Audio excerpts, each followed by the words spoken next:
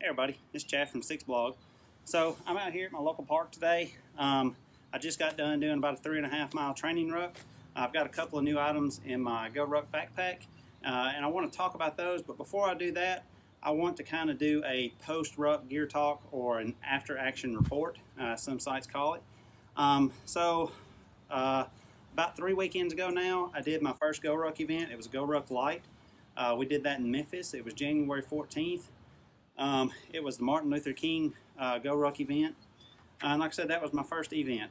Now I want to say one thing. I'm not going to talk a whole lot about what exactly went on at our particular event. They kind of ask you not to give a whole lot of details, just kind of keep it kind of a surprise to other folks. But I will go ahead and say, even if I were to tell you everything that we did, chances are it wouldn't happen again.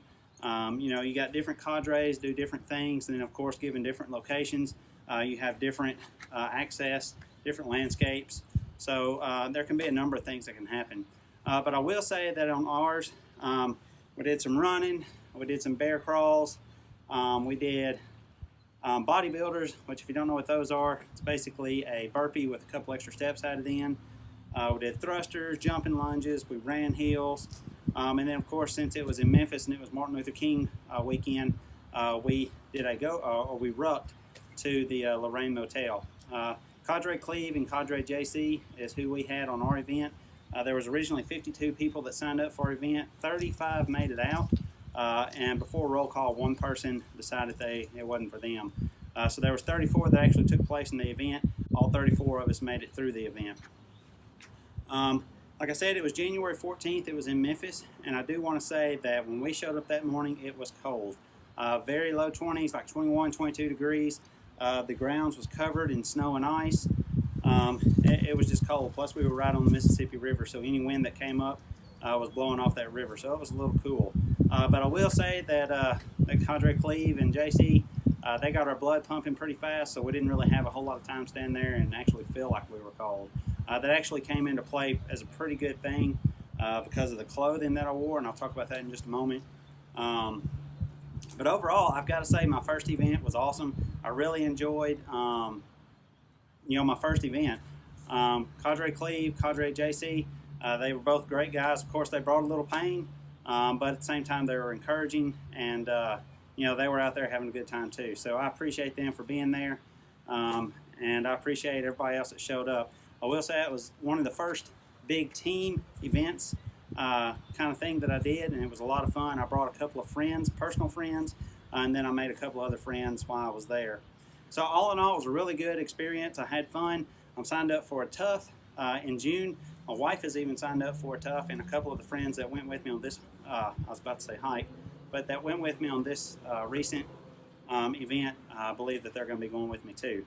So what I want to do in this video is I want to talk about the clothes that I wore on my event and the gear. And then, like I say, there's 2 new things that I have, and I want to kind of introduce those. Both of those things are going to be things I'm going to be using for the tough event that I didn't use for the light. So first off, I want to talk about my clothes. Basically, what I'm wearing now is what I wore for the event. The only difference is I wasn't wearing my hat and my sunglasses. I was wearing a Columbia Skull. It's a real thin, light beanie.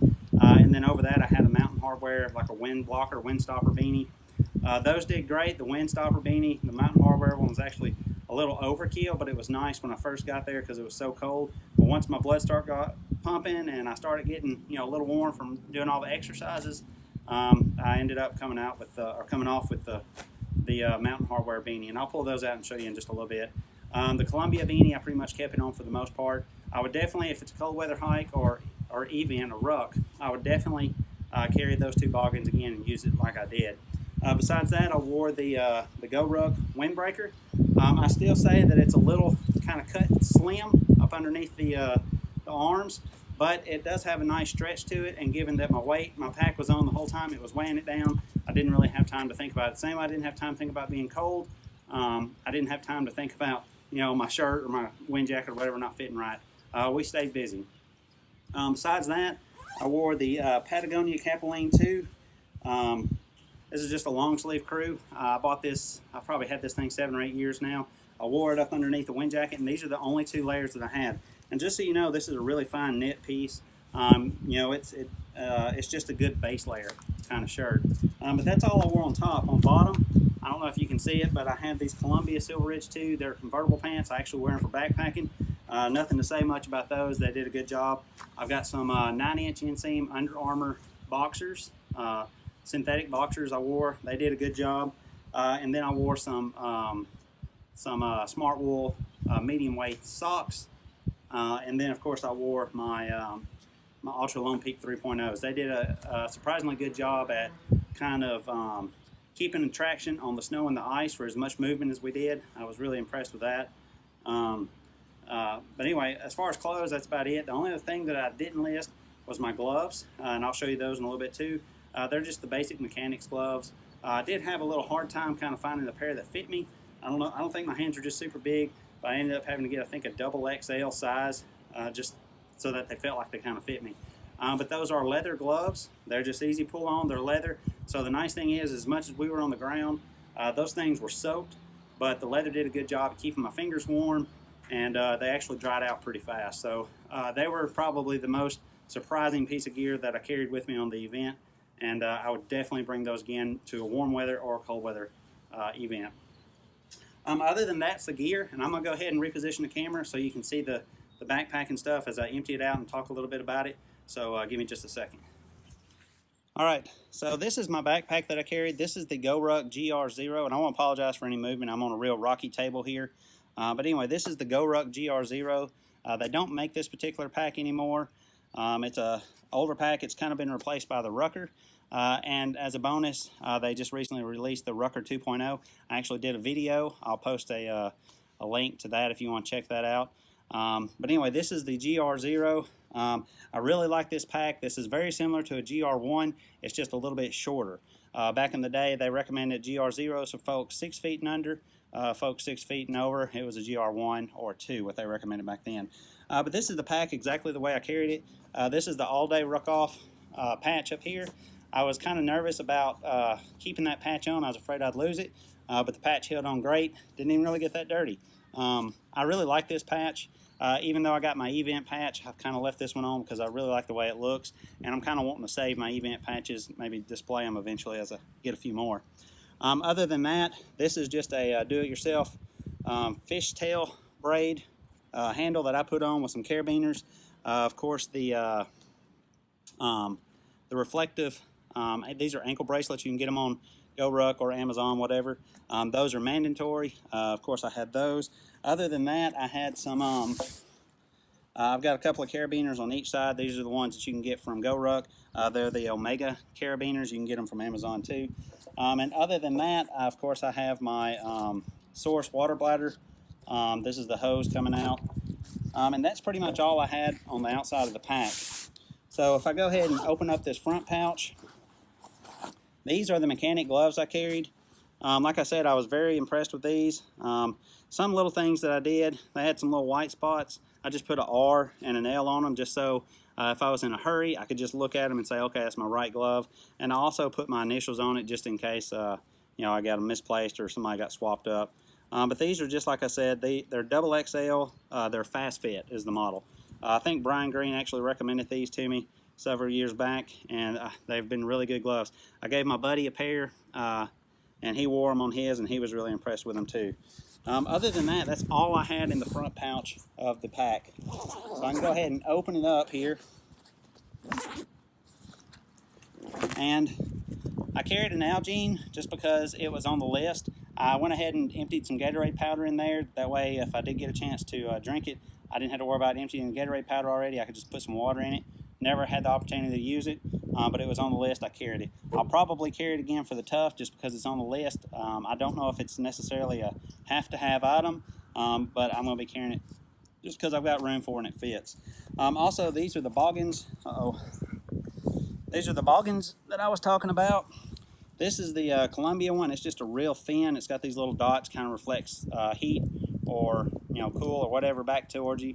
I really enjoyed this one, and this is the Mountain Hardwear Windstopper boggin. It even kind of comes down over my ears a little bit. This was a little overkill, like I said, once blood got pumping, but to begin with, it was very welcome. I appreciated it. I enjoyed having it. Other than that, I just had a little dry bag. I had an extra pair of socks and an extra shirt. I probably wouldn't carry that again for an event. Well, I take that back. I probably would carry it just for a light, just because it doesn't weigh much, and it doesn't really take up much room. But anyway, that's all that was in there. It's just another pair of socks, another shirt, just in case we got wet and I had time and I needed to change my clothes or my shirt and my socks, I could. Other than that, in this front pouch here, this is just a little outdoor product case I got from Walmart for $5. I put my phone, which is my iPhone 8 Plus. I put my phone, my ID, and my $20 in here. I would definitely do that again. It makes it real convenient to just kind of have it right there. Plus, whenever they were doing when they were checking our gear, it was real easy for me to just hold up this case, and you can see my ID and the $20 cash all in one. And then in the other pocket here, this is the Pelican 1060 case. This is a little bigger because I put several bars and stuff like that in. It turns out I really didn't need all those bars. If I was to do a light again, all I would pack is probably one protein bar and maybe some little shot blocks, some little energy blocks or something like that. Other than that, I did have another mouthpiece for my water bladder, or my water bladder. Some people said that they've lost them during events, so it was kind of handy to have an extra one, so I've got an extra one. Other than that, I did put my watch in here because they told us not to wear our watches during the event. I think they even called a couple of people out for that during ours. But I put my watch in here just so it would kind of be protected, not get banged up or beat up. Other than that, that's all I had in these pockets. Besides that, the only other thing I had was my water bladder. Let's see here. The thing's leaking water. This is the Source water bladder. It's the one that they recommend. I do recommend it too. I really enjoy it. It's a pretty tough bladder. I'm going to end up getting my wife one of these so she can carry in her pack too for our event in June. Other than that, I carried my weight. I'm losing all my water. Other than that, I carried all of my weight in the pocket here, and I had a little styrofoam block to lift it up. A lot of people do something similar. Since then, I've changed it, and that's what I'm going to show you here in a little bit. But I carried the 20-pound expert plate, and it was attached in here with a couple of Velcro strips. It held it secure, but when it came time to hurry up and get my weight out, show it to them, and then try and get it back, it did not work at all. Because of that, when I came back, I decided that I wanted to figure out another way to put my weight in there, especially since for the tough, I'm going to have to be carrying a 30-pound rather than a 20-pound. So like I said, the Rucker 2.0s are out. I got one of those for my wife, and the really cool thing about those is they have an integrated plate pocket that holds the plate up high, specifically for the expert plates, not the standard plates. But anyway, so they have that, and I really like that. So I decided to look and figure out what I was going to do. So what I did is I searched online, and I found a website called Shaddox, SHADDOX, tactical.com. I'll put that down at the bottom. A guy named Clay, it's like a part-time job for him. He makes pockets, basically plate pockets, weighted plate pockets that you can attach in your backpack, and it actually turns your other backpacks that have the MOLLE webbing inside it into a Rucker. Basically the same thing. It's got that pocket. So I placed an order for one of the plate pockets and 4 of the malice clips. I also contacted Clay via email and asked him, because I'd never used malice clips before. I wasn't sure exactly how they work. He was very quick to get back to me and respond and send me the information that I needed to understand how to install this using the malice clips. And besides that, he put this in the mail the same day. It took 3 days from the day that I took the order to the day that I opened my mailbox and it was in my mailbox. 3 days, came from Oregon all the way to Mississippi. So from the Pacific Northwest all the way to the Southeast, 3 days. Very fast service. I will say that he does have a disclaimer on the site saying that he makes them himself, so sometimes they might be a little back ordered. But in my case, he was very, very fast on getting it out, very fast on helping me figure it out and respond to my messages. So I would definitely highly recommend him if you have one of the older style backpacks that has the MOLLE webbing in the back and you're looking for a way to put the plate in and keep it elevated. These are awesome. And so let me just kind of show you. I'm going to move the camera a little bit closer so you can kind of see exactly what I have here. All right, so looking at the pack, so basically this is, like I said, the GR0. This has the MOLLE webbing. Of course, you can't see it now because this plate pocket is attached to it. It's what's holding it up. So basically this, I'm using 4 of the malice clips to attach this pocket to it. And what's really nice is it has this Velcro backing here, and these are also molly straps too, so you could actually use these. You're not losing your molly webbing, you still have molly webbing here, plus extra Velcro there. And basically this just unvelcros. The plate slides right in. This is the 30 pound. This is the other new item that I was talking about that I had. And let me tell you, I did about 3.5 miles with it today, and it's going to take a little getting used to walking around with 30 pounds in here. So anyway, so this is the pocket. See, it does kind of hang loose. All I did was I just set that, or I just installed it to the molly webbing, push the pocket down into the other pocket. That way my plate can slide in there and I still have full access to use on this other pocket here. And this will hold the 20 or the 30 pound plate, expert plate. And what's nice about it is it elevates it. Right now it's sitting down on the ground, but it actually keeps it elevated up high.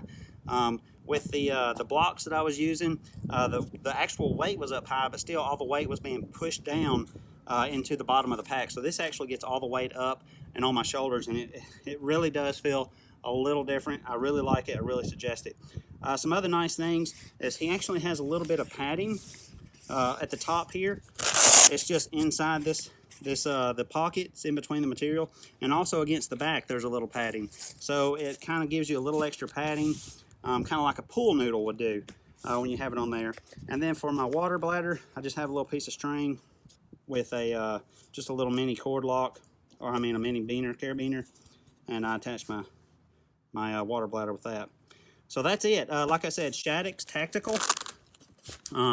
There's a little patch. Shattuck's Tactical. Guy's name is Clay. Like I said, he's he makes a nice product, and he's very helpful. He's very fast.